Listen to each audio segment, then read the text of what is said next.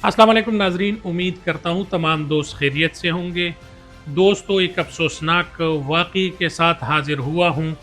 चारसद्दा के मारूफ़ आलमी शख्सियत शेख मोहम्मद इदरीस साहब पर कातिलाना हमला किया गया है, जिसमें शेख मोहम्मद इदरीस साहब जो हैं वो शहीद हुए हैं।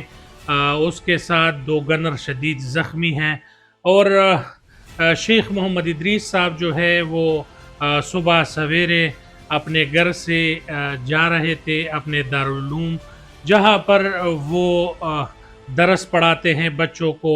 और वो दर्स जो है वो तकरीबन 30 साल से पढ़ा रहे हैं। और ये हक्कानिया मदरसे में और नोमानिया मदरसे में 2 जगह दर्स पढ़ाते हैं। 2400 तालिब इल्मों को और उनके शागिर्दों को पढ़ाया जाता है ये दर्स।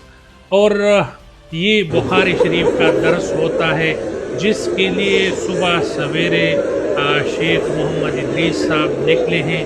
जो ही उतमंज़ई के मकाम पर पहुँचे हैं, वहाँ पर इन पर फायरिंग की गई है। फायरिंग बहुत शदीद हुई है, जिसमें तमाम अफराद को गोलियाँ लगी हैं और इसमें शेख मोहम्मद इदरीस साहब जो है वो जानबर ना हो सके हैं और उनकी शहादत हुई है। इस वक्त DHQ हस्पताल चारसद्दा इनकी मैयत और इनकी जस्ते खाकी जो है वो पहुंचाई गई है, जहां पर उनकी ड्रेसिंग और उनकी पोस्टमार्टम जारी है। बहुत ज़्यादा तादाद में लोग निकले हुए हैं और चारसद्दा हस्पताल, चारसद्दा चौक ये बंद हैं, तंगी रोड बंद है। और जहाँ जहाँ पर उलमा को, सियासतदानों को और जितने भी लोग हैं उनको पता चलता है, तो वो रोड पर निकल रहा है और वो जो है एहतजाज भी कर रहे हैं, वो अफसोस भी कर रहे हैं। और ये हमले को जो है बुज़दिलाना करार दिया जा रहा है। पुलिस फोर्स ने जो है सर्च ऑपरेशन शुरू कर दिया गया है।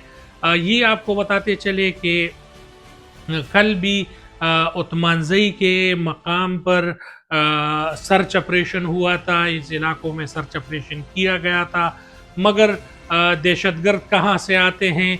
और खैबर पुख्तनख्वा के पिशावर, चारसद्दा, मर्दान, यहाँ पर सिक्योरिटी इतनी कमज़ोर नहीं होती थी, जबकि अब यहाँ पर भी सिक्योरिटी बहुत ज़्यादा कमज़ोर है।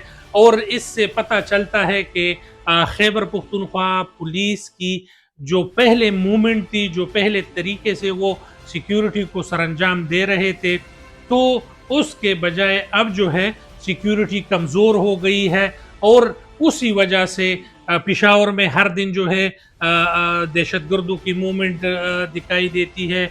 वीडियोस बनाते हैं, हैदराबाद जैसे पोश इलाकों में दहशतगर्दों की जानिब से वीडियोस बनती हुई दिखाई दे रहे होते हैं।